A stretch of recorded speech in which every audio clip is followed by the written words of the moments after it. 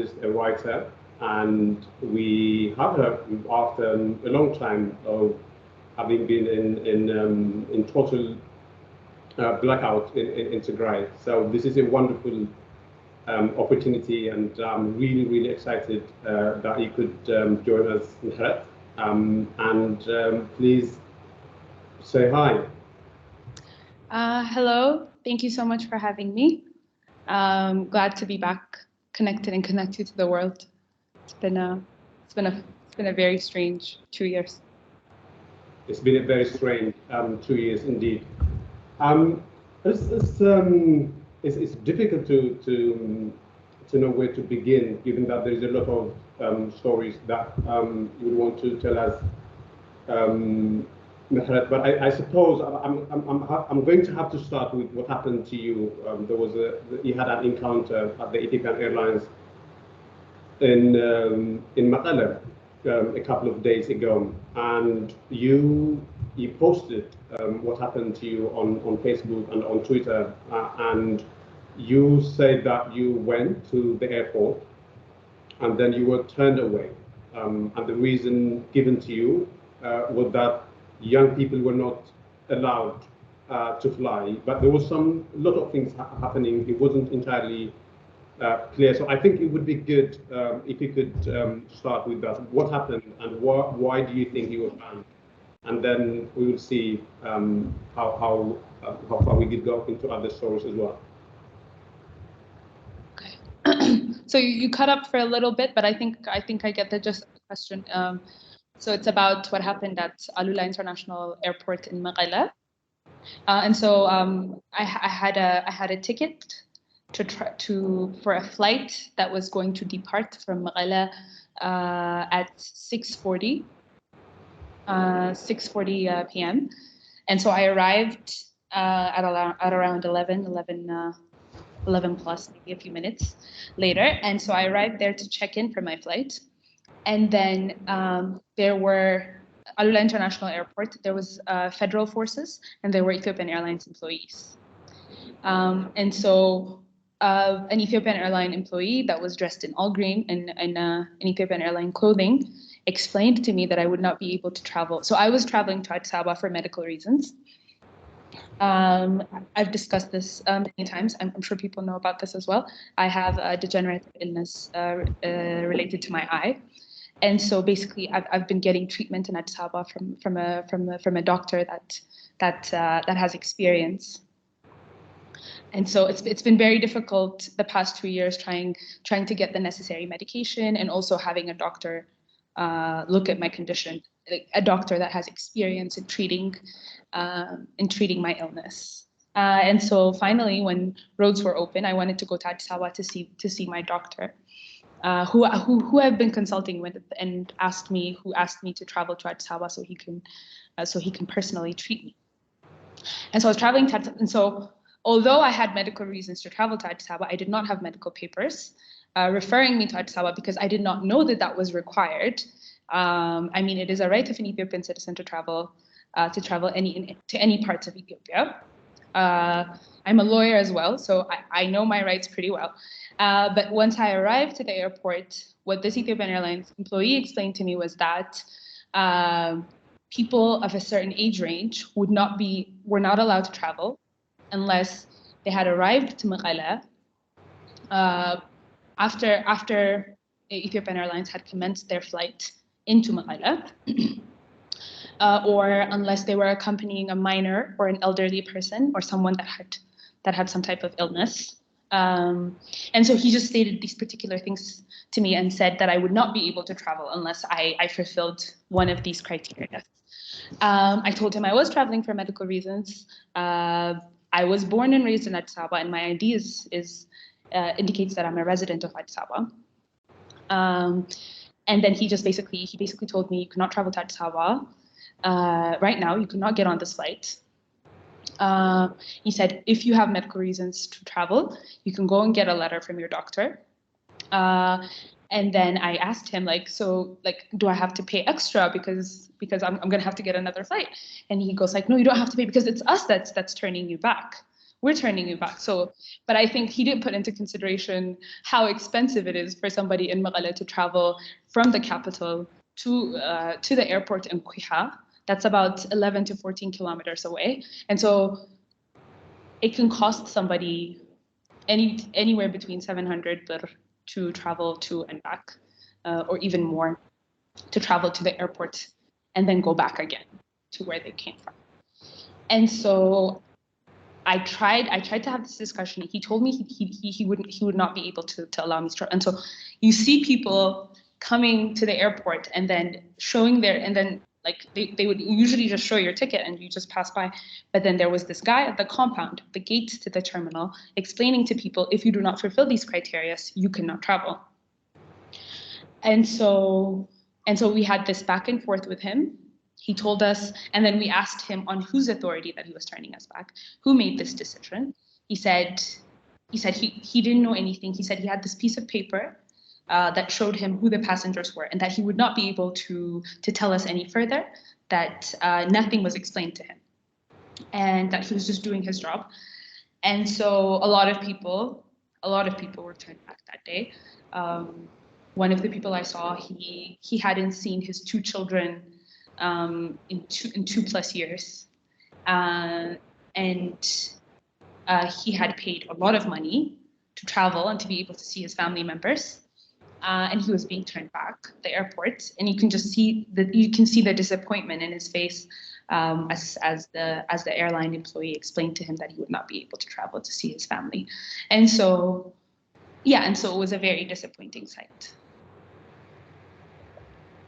Yeah, there's a lot of information in there that I would expand on, Mehret, but I think it would be a good idea to give our listeners a description of what the airport looked like. I think when you speak about the security people, I think the personnel in charge of the airport are part of the people who entered Mekelle as part of the agreement, right? It's not people who used to be at the airport.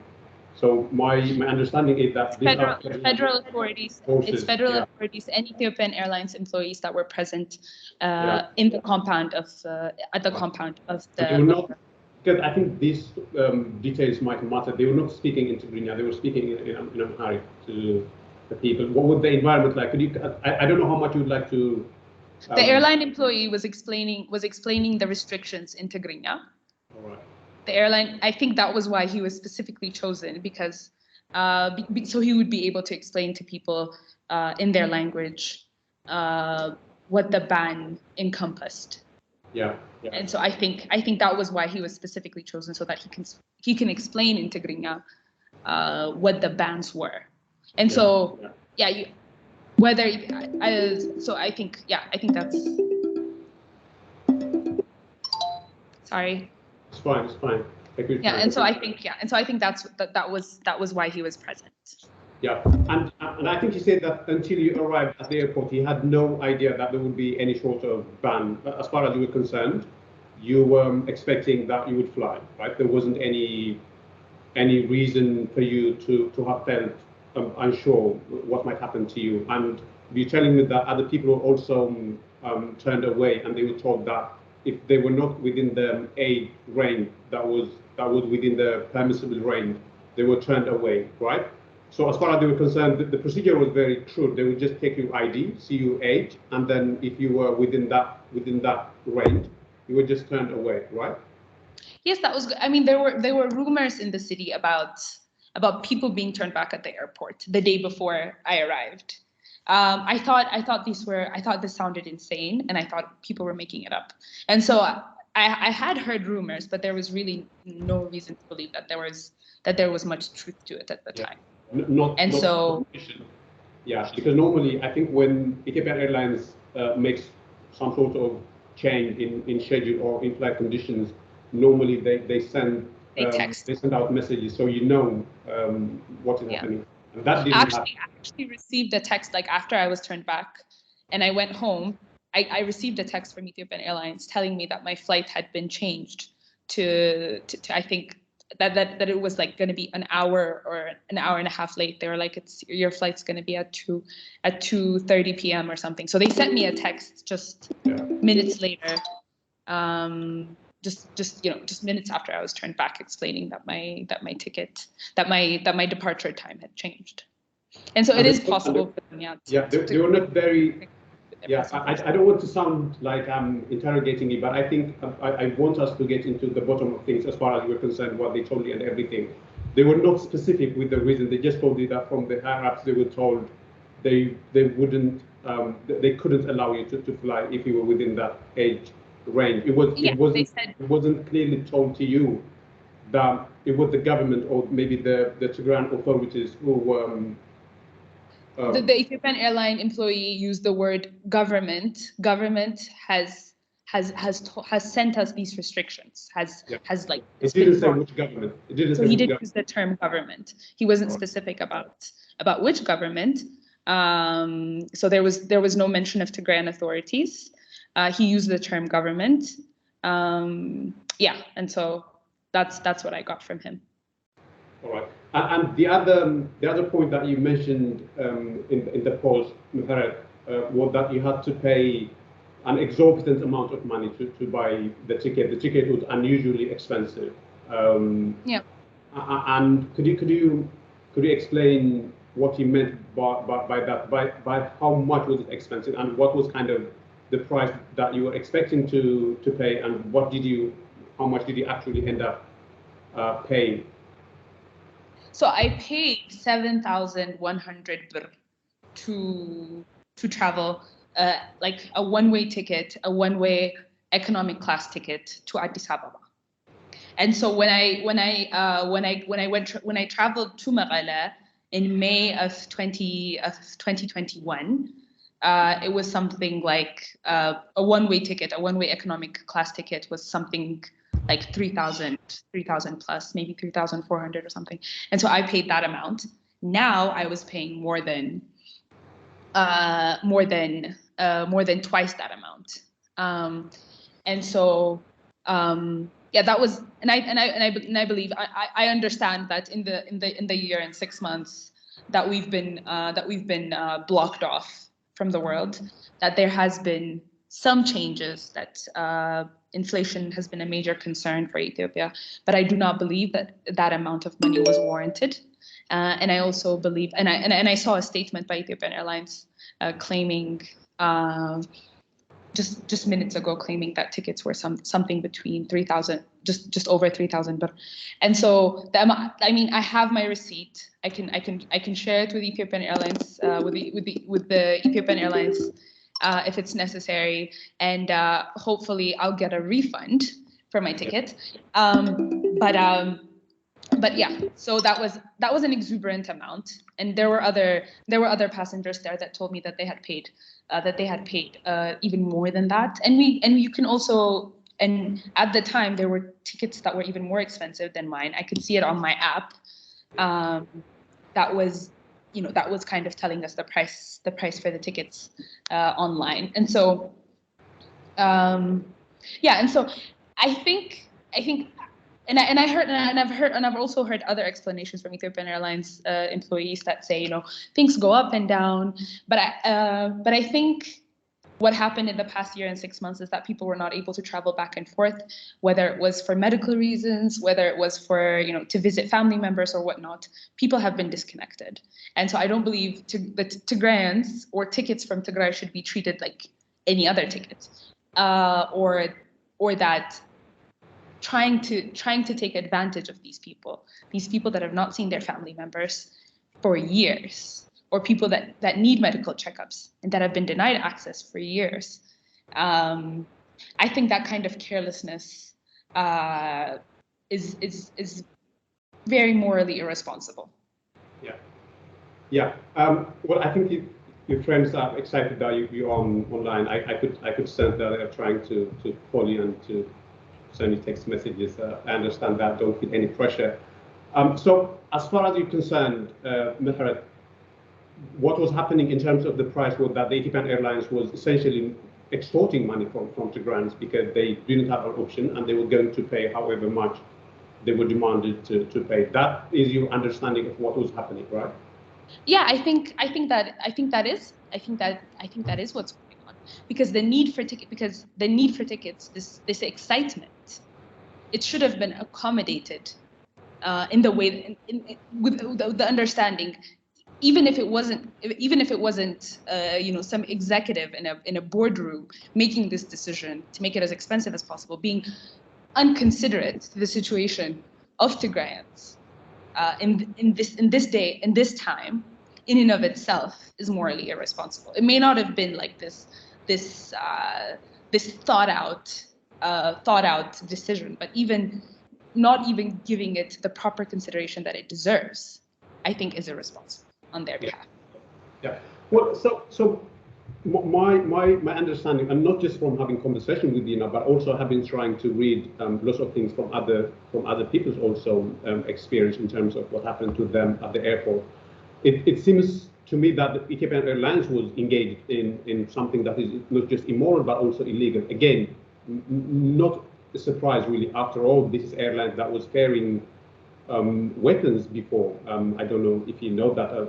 Maybe I don't know if you want to go into that conversation either. But I just mentioned that to make the point that this is not the first time that Ethiopian Airlines is doing something that it mustn't do. And you're also telling me that this is something that has happened to many other people as well. Some of them would have been in a desperate situation to fly to Addis. I mean, I understand that everybody who's flying to Mekelle, from Mekelle to Addis, is very urgent and major reason. And to be told that you couldn't fly, it must be devastating. I understand that. So I mean, I think just generally, people, if people have a ticket to travel, they should be able to, because you are entering a contract with an individual. You are entering a contract to provide services, to render services, and you should be required to render these services if you're being paid. Yeah. And there is the extra cost when you deny services, especially in a city like Mekelle, that's only partially where the siege has only partially been lifted. There is a tremendous amount of cost that comes when a person travels to the airport, and so they have a basic responsibility to service their clients. But I think they should have gone even further, considering that medical supplies are not as available as they should be, considering all of the hurdles people are facing. I think Ethiopian Airlines has more of a responsibility to ensure that that services are properly rendered. And I think they should also put into consideration the special circumstances of people traveling from Mekelle to Addis Ababa. And I also think Ethiopian Airlines, I'm sure Ethiopian Airlines may not have been they may not have made this ban, they may not have been part of like crafting this ban, but as a multi-million dollar company that has its own identity, they have the right to speak up, to present their case, and to ensure that if there is another body that is trying to prevent them from rendering their services, from rendering their responsibilities to their clients, because if they continue to deny this, they will be liable. They are legally liable. I mean, the court systems may not work as they should in Ethiopia, but they are liable to these people that are being turned back, because these people have reached the airports. I spoke personally to an Ethiopian Airlines employee that explained these bans to me. And so if they're allowing people to purchase tickets while they know these restrictions are in place, and if they're not able to facilitate, or if they're not able to speak up against these bans, I think they become liable.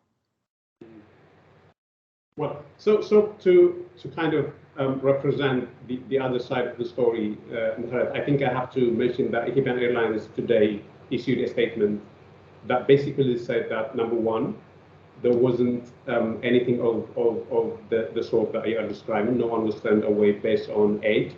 And number two, they say that no one will charge any fare beyond what the market value of the tickets were. And I'm just putting it out there to make the point that Ethiopian Airlines has actually responded, and maybe presumably it was directly in response to what you posted. What do you say about that? Did you find their explanation? I don't think it was an explanation. I think it was a lie. And there's so much evidence to discount it. There's so much evidence to discount it.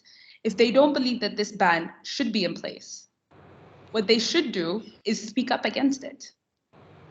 Because this is very common knowledge. This is common knowledge in Mekelle. Everybody knows somebody that has been turned back in Mekelle. And so this is very easy to disprove. Any Ethiopian citizen can call their friends in Mekelle who will explain to them in detail the family members that have been turned back at the airport. And so I think if the airlines does not believe that this ban should be in place, and I think they understand the legal ramification of turning people back based on age restrictions, and I think if they believe that this is wrong, they should say so. I do not think that attempting to cover it up is responsible in any way. Well, so this is a significant story, and when you posted the story, I remember that it went viral among the Tigrayan community and also among other people who have been following developments in Tigray. But I haven't seen any coverage in the mainstream international media, and I have been wondering why. And I don't know if you would like to speak about this, but have you had any sort of contacts with journalists who try to get into the bottom of things in terms of what's happening with Ethiopian Airlines, or is the story that just slipped and everybody moved on? I've been in contact with multiple international outlets, and I've noticed that although many of them have conducted interviews and have collected sufficient information, they have not yet published stories. And so I think it's important for Tigrayans and all those concerned to really call them out on why that has been the case. Yeah. So Mehret, I know you're busy and we have already gone for about 20 minutes, but I think many people would want to hear your view about what life has been like in Tigray for the past 2 years, life under the sea. Now, we from our comfort zones try to understand it intellectually, what it must feel like to live, for instance, in a city where there is nothing getting in and where there is a constant threat of being bombed. And it's for me, for instance, I can't quite understand how it must feel like to go to bed every day knowing that you might not wake up the next morning. Can you give us a sense of what life was like for you personally? I think one of the scariest things I've witnessed, especially as a woman, like one of my greatest concern, and observing the situation of mothers and children has been the lack of medication, and has been the lack of access women have to basic family planning methods. There were no condoms available. None of those contraceptive methods that are usually very easy to access were not available throughout the region. And we'd go to the most rural parts of the region, and you'd see these women. They'd have 3 children, and they'd basically explain to you, the first 2 children, I had them at a hospital. I had them at a health facility. My labor was in a medical facility. Was followed up by professionals. But then their 3rd child or their 4th child or the child that was born post-conflict would be born, in the bushes as they were running from enemy soldiers. And many of these women had no access to necessary foods, vitamins, and they would not be followed up by professionals. And so I've told this story before about a woman, that at midnight, we heard screaming in our neighborhood. We went outside to find a woman giving birth on our doorsteps. And so there was a medical facility just a few meters away, but we didn't have fuel to get her there. We could not call anyone because phones did not work. We could not call an ambulance because phones did not work. And so basically a woman gave birth in freezing cold, late at night, just in the middle of the street.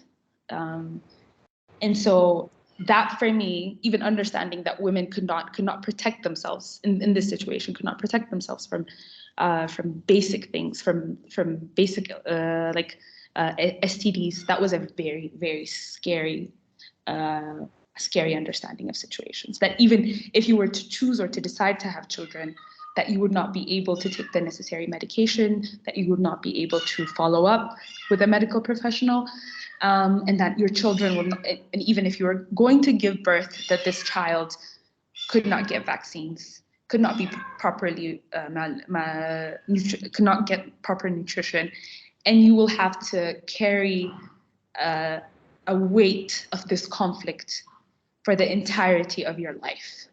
And so observing the fears and the concerns of Tigrayan women, and the IDP crisis as well. The IDP crisis is insane. There are literally hundreds of thousands of people in cities because of the ethnic cleansing campaign in Western Tigray. There are literally hundreds and thousands of people, staying in schools in the major cities in Tigray. And these schools don't have the proper facilities. And so you don't have compartments for women and men. And so you don't have proper bathrooms. So you don't have the proper facility for women in their, even during their menstrual cycles. Even pads were so expensive or unavailable. Soft tissue. We had soft tissue, but it would be so expensive, and then sometimes we wouldn't even have tissues.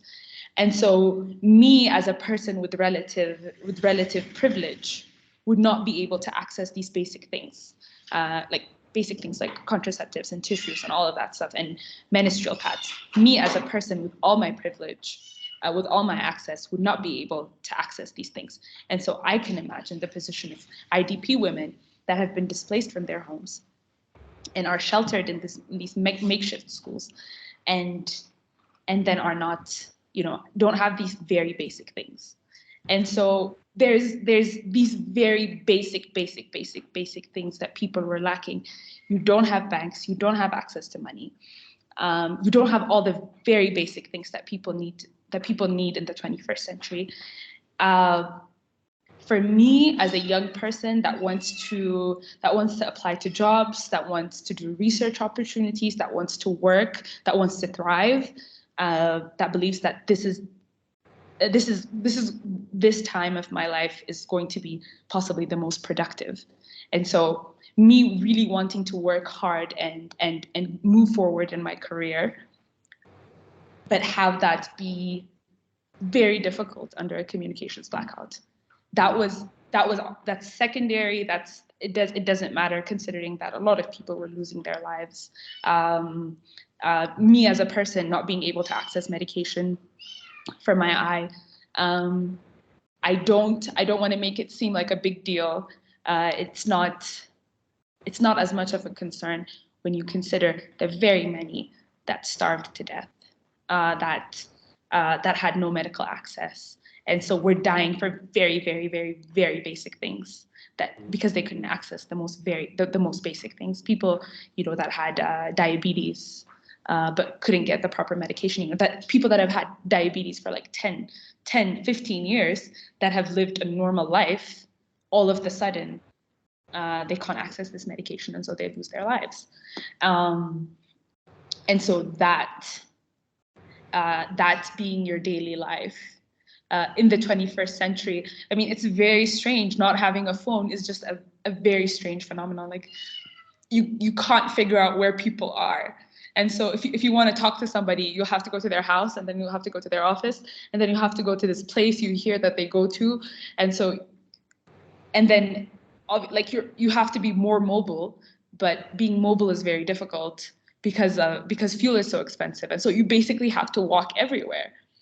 And so, like after this communication blackout has been lifted and some of your family members, look at you, they realize how much weight you've lost and how much different you look. And you can look at them and you can look at their face and you can sense that shock, and you can kind of reflect on it because it's so difficult, because it becomes your daily life at some point.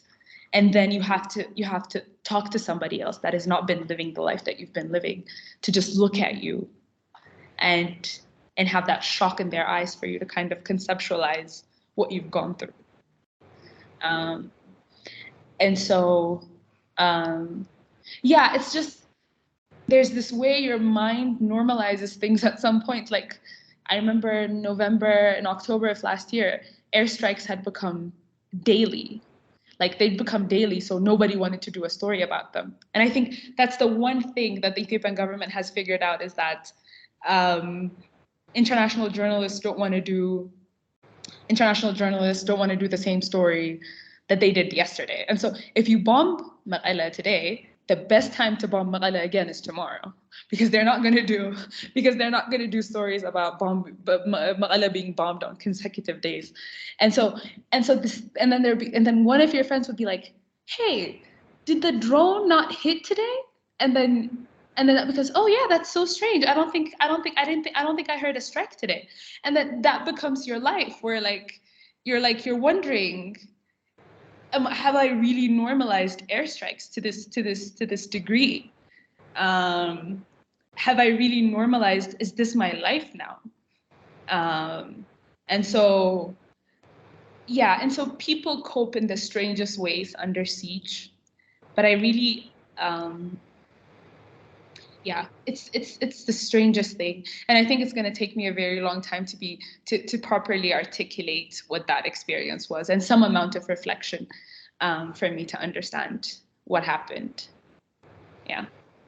I mean, the whole thing was so drained that the days when there wasn't a strike became the abnormal ones, rather than the days when there was a strike. And it's grotesquely horrific stories that you're recounting in terms of what happened to women, in terms of the contraception and other deprivations. And it disgusts me to my core that this has been allowed to happen, that the Ethiopian regime thought this was a fit thing to do in the 21st century. And one thing that I would just, again, I mean, there is no purpose to me saying that, but one of the things that happened to us from outside was when we tried to bring this to the attention of people in the international community, when we said that, this is what is being done to women. They are being denied of basic necessities in life. They are being raped. The constant pushback that we got, even from Ethiopians, was that we were lying and that we were exaggerating. And what do you feel when people tell you that something that is happening is not actually happening, and that is a serious thing that is happening? Like, I just wanted to ask you, what you would feel. I mean, it's going to be another journey, because you have been in total darkness, in lockdown. So in a way, you don't really know what the reaction from the Ethiopian side was. And I know that you were involved with a lot of people in Addis Ababa, for instance, women, feminists, trying to bring about change. And how do you think you will feel to know that some of the people that you thought were your comrades in this struggle have actually been on the side of the Ethiopian regime, have belittled and minimized the suffering of the women that you just described? What would that mean to your personal sense of being, and to your self and sense of identity?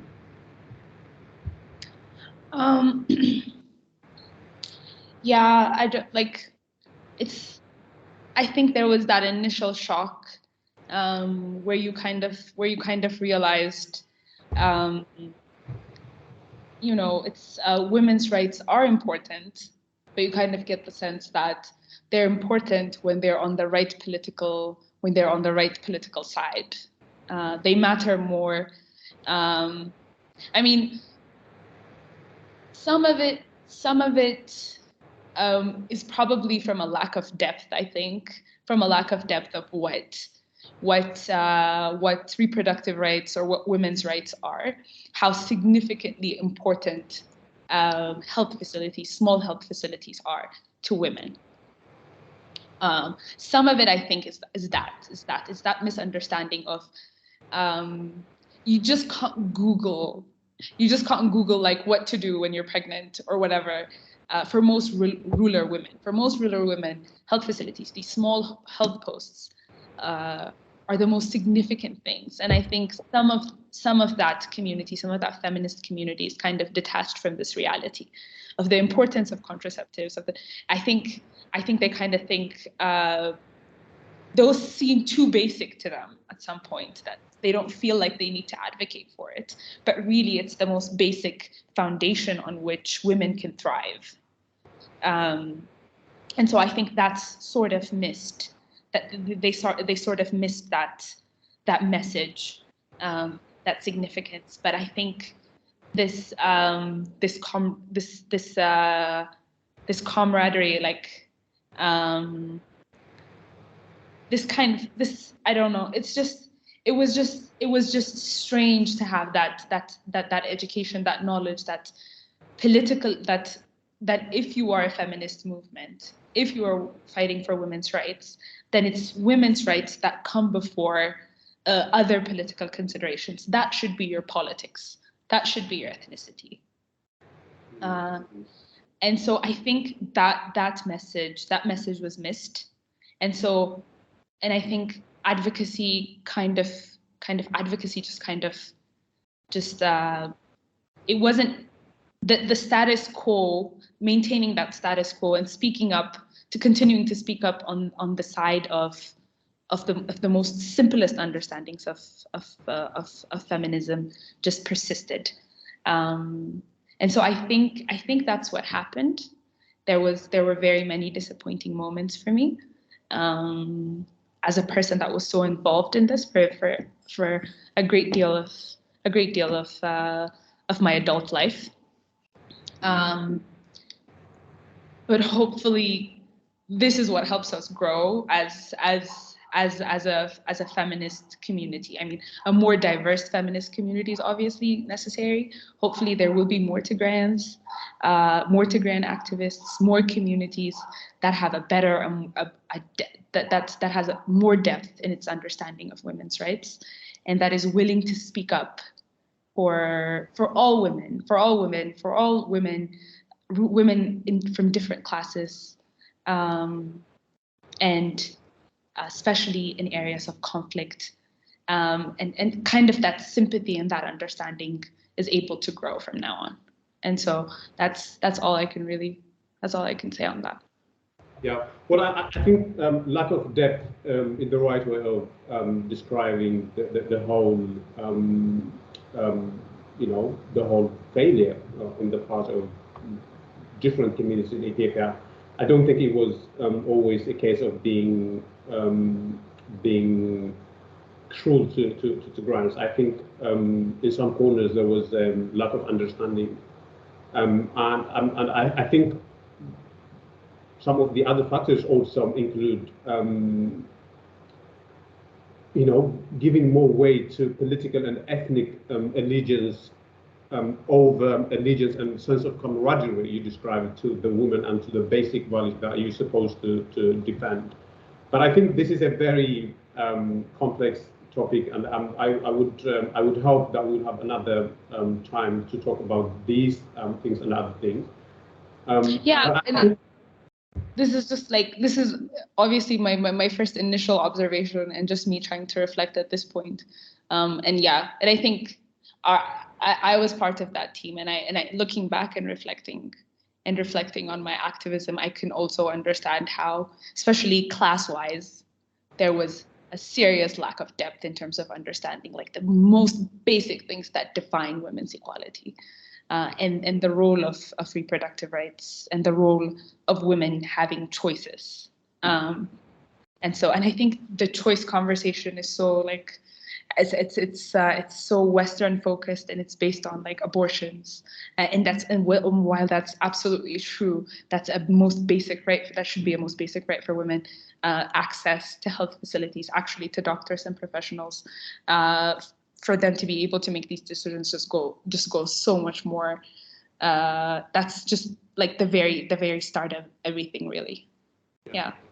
Yeah, well, I'll let you go, but I think I'll ask you one final question that I think my listeners would want me to ask you. But before I do that, I would just want to emphasize that you on the horrific accounts that you just told us your observations in Mekelle. And we have to say that Mekelle is relatively better than other places in Tigray. And if that is what you have observed in Mekelle, it's beyond any comprehension to imagine what might have happened in the area that are fully under their, not just fully under their control, but in total darkness. They could literally get away with anything without anybody noticing or observing. That's absolutely true. Coming back to Mekelle, Mehret, what is life now like in Mekelle? They keep telling us that communication has resumed, that basic services have resumed, that there's a semblance of normalcy. That is what we hear from the Ethiopian regime side. And we also hear from the people that actually the whole thing is just a charade, it's a lie, that banking services in a meaningful way remain closed, that electricity is on and off, that internet is on and off, and that the basic seed remains for the most part. That's what we hear from people in Tigray now that there is some sort of connection. But at an abstract level, what is life now like in Mekelle? I mean, the restoration of telecom services, although there's some interruption there. There's some interruption in terms of telecom services. The restoration of telecom services and the entry of some level of market goods has kind of normalized life to a degree, but fuel is still not available for public transport. Although we keep hearing that fuel has entered Tigray, it's not yet available to the public. And so transportation is still as expensive now as it was a few weeks back, and banking services are not restored in any serious way. Schools are still closed, which I think that should be a major concern for all stakeholders.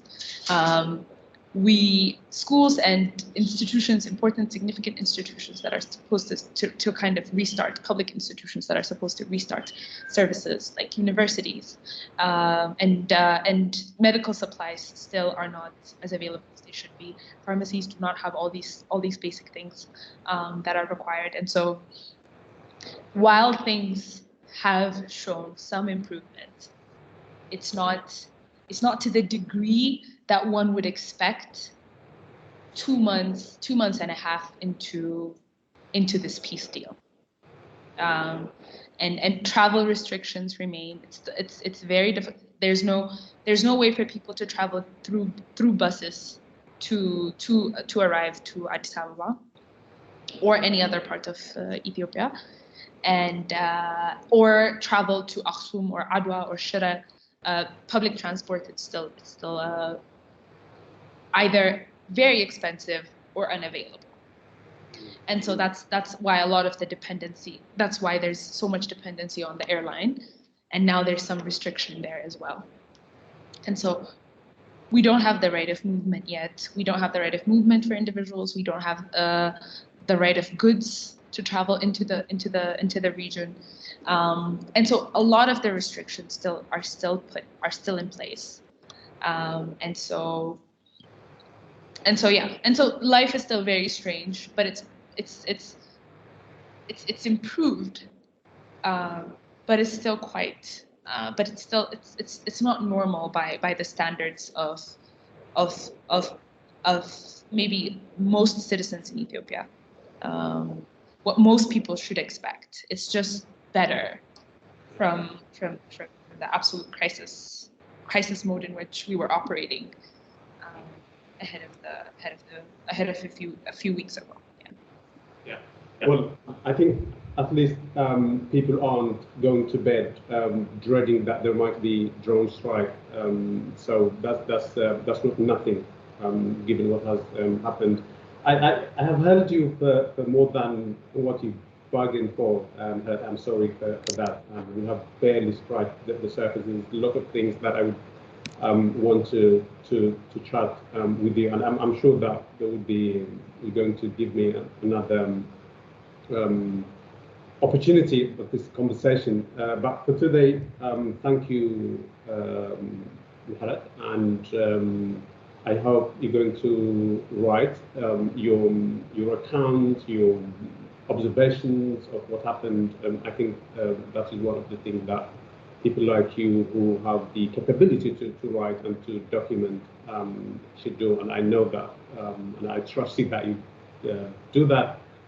But thank you very much for today. I really, really appreciate your time. Thank you for having me. Thank you.